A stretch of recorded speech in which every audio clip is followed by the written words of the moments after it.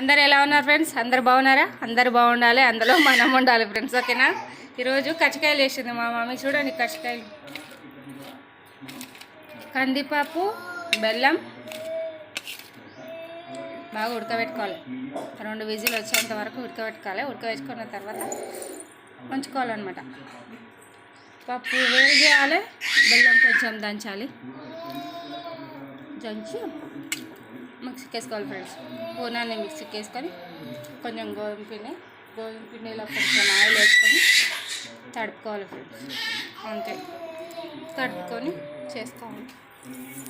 ఒకసారి చూడండి మమ్మీ చేస్తుంది. ఇట్లా పూరి చేసుకోవాలి. పూరి చేసుకున్న తర్వాత సోగి పెట్టుకోవాలి మధ్యలో. పూనం అయిపోయింది ఫ్రెండ్స్, అయిపోయింది. అందుకే ఇవి పూరీలు చేస్తాం.